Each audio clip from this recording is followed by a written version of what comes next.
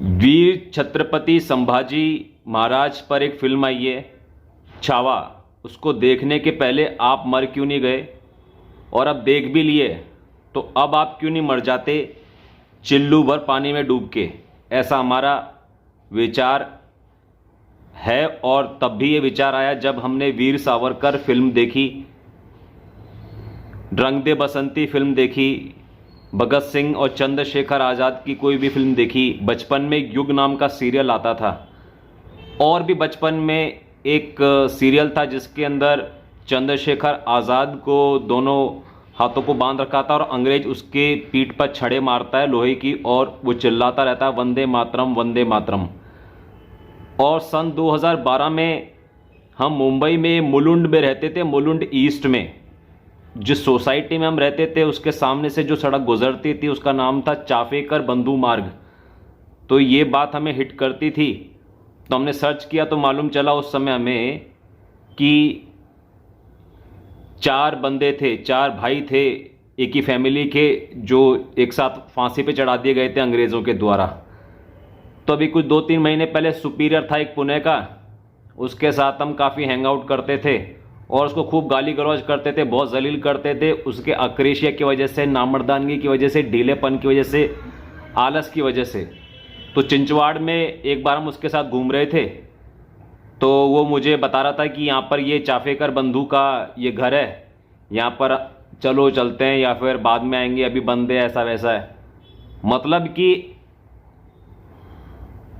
हमको इतना गुस्सा आ रहा था अंदर ही अंदर।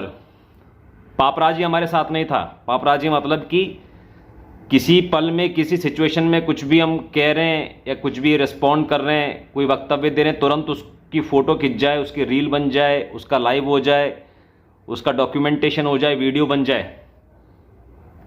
अगर पापराजी हमारे सामने होता या हमारे साथ में होता तो हम गोली मार देते उस आदमी को जो ऐसे कह रहा था। मतलब हम ये कहना चाह रहे हैं, अभी की बात नहीं है, ये तो बहुत बचपने की बात है। बचपन में जब भी हम, बहुत बचपन से जब से हमने वो चंद्रशेखर आज़ाद को देखा तब से हमारे दिमाग में ये फिट है। मतलब आप लोग अपनी सोसाइटी में पता नहीं कैसे जीते हैं। अपने मम्मी पापा को देखो, चाचा ताऊ वगैरह, अड़ोसी पड़ोसी रिश्तेदारों को देखो, अपने कलीग्स को देखो, मतलब कैसा नॉर्मल जीवन जीते हुए यार।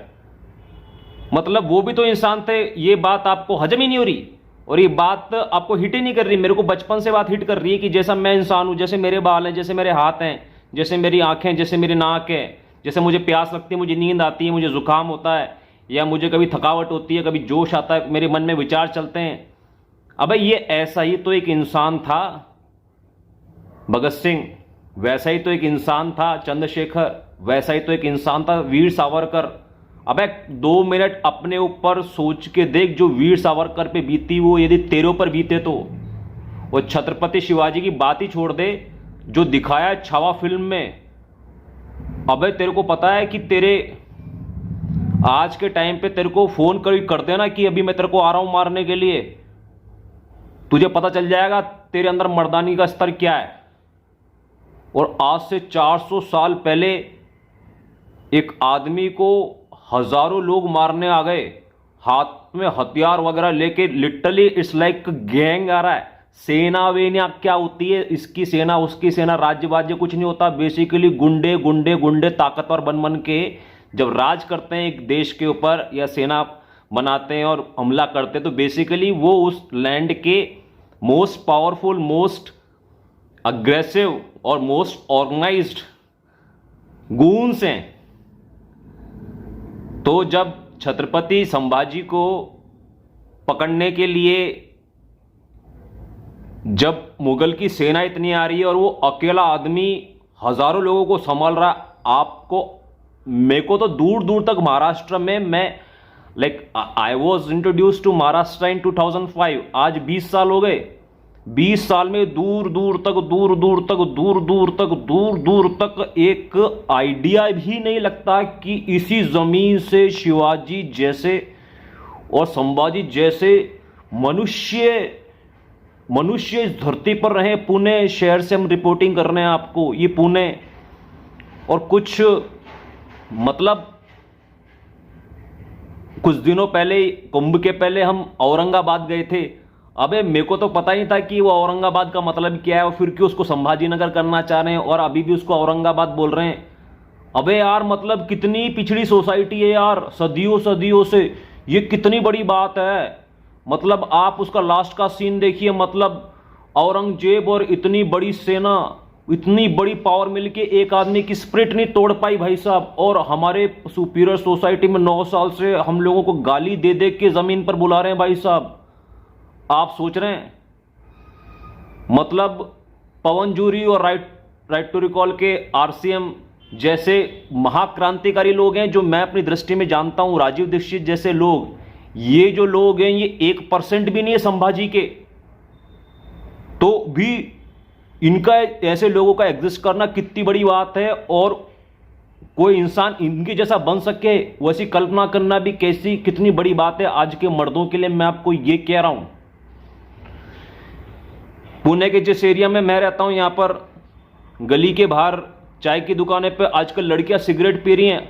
आप देखो पुरुषों की नामर्दानगी का क्या आलम है। और इसलिए हम कह रहे हैं, अबे ये बात मेरे तक ही नहीं पहुंची। मैं बचपन से कितना क्रांतिकारी आदमी हूं। मेरे पास बस इतनी सी बात पहुंची थी कि 13 साल की उम्र में संभाजी 13 भाषाएं जानते थे। बट ये बात मुझे नहीं पता थी कि इतने शूरवीर थे संभाजी। तो आपको तो पता थी ना, तो आप किस आधार पर ये नॉर्मल जीवन जी रहे हो, मैं आपको ये पूछ रहा हूं भाई साहब। आज मंगलवार है, कल सोमवार गुजर गया, उसके पहले रविवार गुजर गया, उसके पहले शनिवार गुजर गया। तो आपका जैसा सोमवार, मंगलवार, बुधवार गुजरता है क्या इस देश के जो ह्यूमंस थे, जो रियल ह्यूमंस थे भाई साहब, शिवाजी जैसे और संभाजी जैसे, उसका मतलब 1% का 1% भी उसके अंदर कोई शौर्य है क्या? तो कोई सार्थकता है क्या आपके ऐसे जीवन जीने में? तो इसी कॉन्फिडेंस की वजह से 9 साल से हम लोगों को गाली दिए जा रहे हैं, क्योंकि ये हमारी बलवंशाहत है। नहीं तो हमारे जैसे आदमी को इतना बड़ा आतंकवादी होना चाहिए था, एक एक को गोली मार देना चाहिए था भाई साहब। हम तो दुनिया पर एहसान कर रहे, गोली नहीं दे के, गोली नहीं मार के, गाली दे के, गाली मार के क्या। अदरवाइज इस देश के और इस जमाने के, आज के जमाने के जो मर्द हैं वो भाई साहब they can not be tolerated. वो सहन करने योग्य नहीं है उनकी मर्दानगी, उनकी एक्शंस। इतने मरे हुए लोग हैं, इतने आलसी हैं कि संभाजी पर जो फिल्म आई है वो तेरे को पता अगर चल गया ना कि मर्दानगी क्या होती है, अब तो तेरे को पता चल गया ना, अब तो तू चिल्लू भर पानी में डूब मर। मैं आपको ये कहना चाह रहा हूं क्या अब तो तेरे को मालूम चल गया ना मर्दानगी क्या होती है और स्वराज क्या होता है। और एक कॉन्सेप्ट के लिए अपने कन्विक्शन के साथ में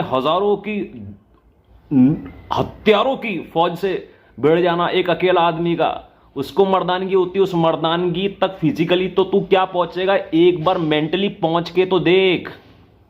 इतने गरीब भिखारी हमारे पास लोग आते हैं, बोलते 16 साल की उम्र का हूं सर, स्टूडेंट हूं, पैसे नहीं कमा रहा हूं। अबे 16 साल की उम्र में तो तेरे को आग लगा देनी चाहिए थी इस दुनिया में।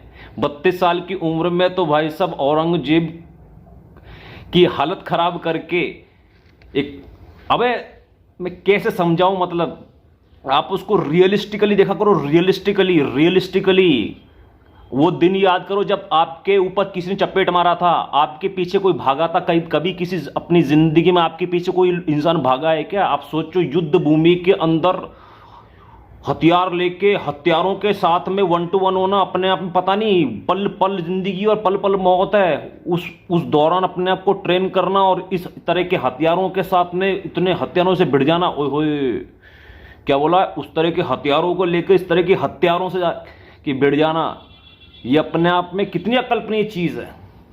और ये तो फिर भी 1600 के एंड की बाद की बात है, 1600-1700 के बीच की बात है। वीर सावरकर को आप देखो, वीर सावरकर ने जो जुल्म सहे उसको आप देखो। अरे उसको छोड़ो तू यार, तू मेरे को ही देख ले मेरे को देख के तेरे को मर जाना चाहिए।